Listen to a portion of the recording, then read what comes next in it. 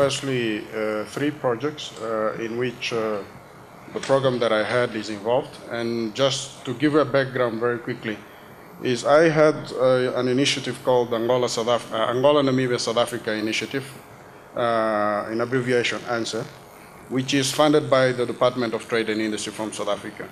The main purpose of this initiative is to strengthen economic cooperation between Angola, Namibia, and South Africa through large-scale development projects that need to be implemented in each of these countries. Now, in that capacity, we are,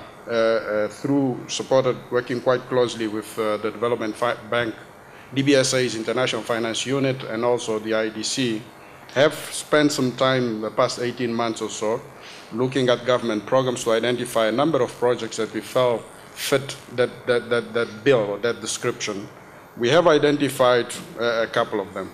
Paul mentioned the issue of the Bengala Railway, which is very critical, is also a priority for the Angolan government. Basically, just starting with the railway system in Angola, the priority for government over the last few years has been to rehabilitate and modernize what was.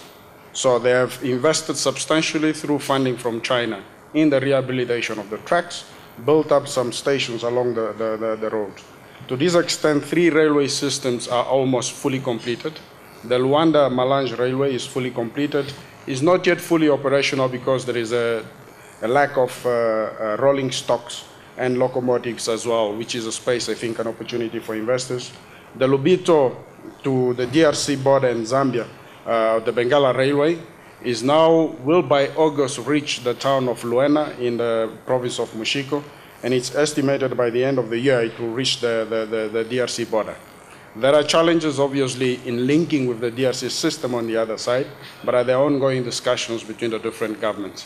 The government is also very committed to link directly with Zambia, to link to the Northwest province that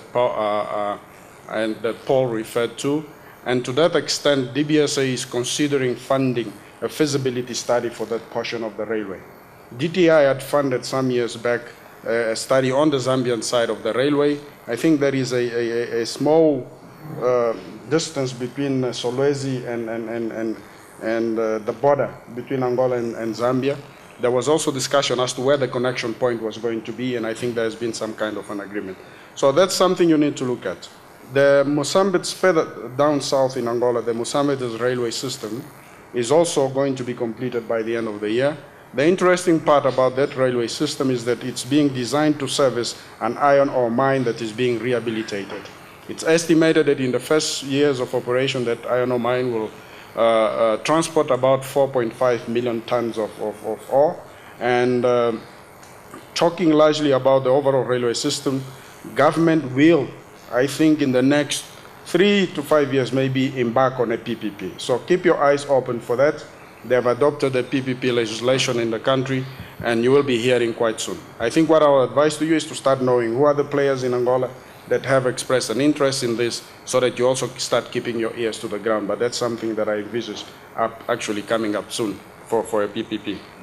The other mega project that we are involved in, and this is something I just returned from Angola on Saturday, is the development of an industrial development zone up north on the just close to the Congo River. On the corner of Angola, if you cross the Congo River, you go to Cabinda at that interface there. What is happening, I don't know if you all have heard about the Angola LNG project, which is being commissioned at the end of the year. The government has allocated a certain amount of the natural gas to stimulate the industrialization of Angola.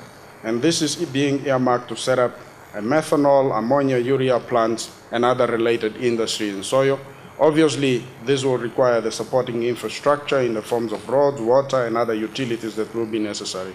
We are getting intricately involved in this project, and we will be putting up some money in the next 6 to 12 months to do the feasibilities and also to come up with PIM that Ray just referred to, and will at the right time begin to interact with you.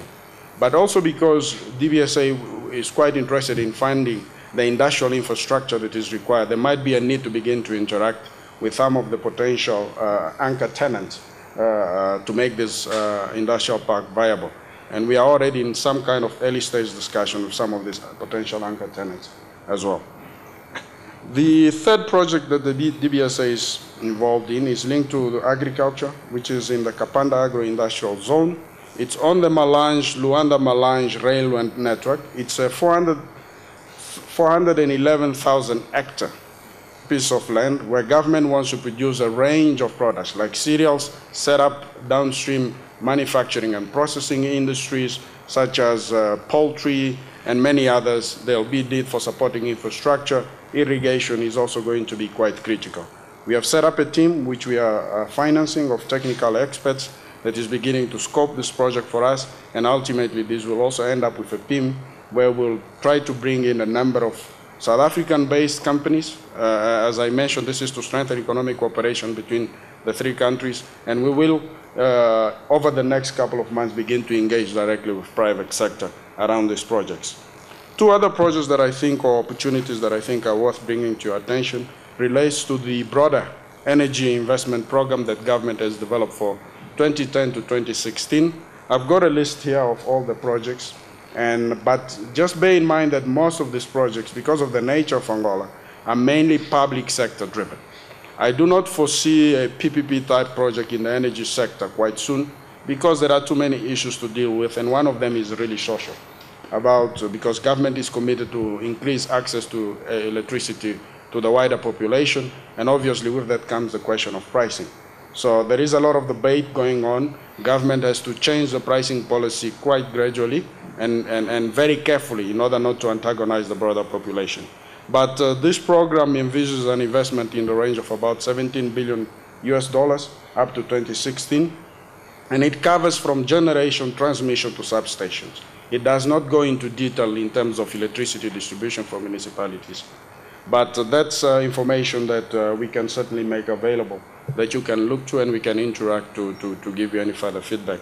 The same document also talks to the major water and sanitation projects that Angola would like to develop in terms of bulk water supply, distribution, and also reticulation and water treatment as well for all the major cities in Angola. So these are some of the projects that in terms of infrastructure that we would like to bring to your attention.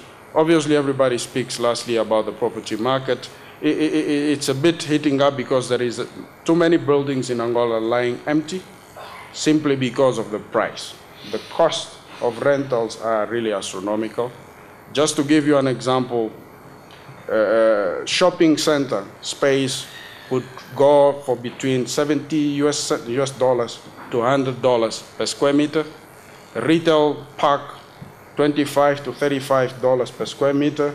Office space, you're talking something in the like from $1,700 per square meter up to $8,000 per square meter. So the prices are really exorbitant, and government is trying to push the prices down, but because demand is still outstripping supply, you're still going to have those problems in the market. But I think the opportunities are there, and there is a big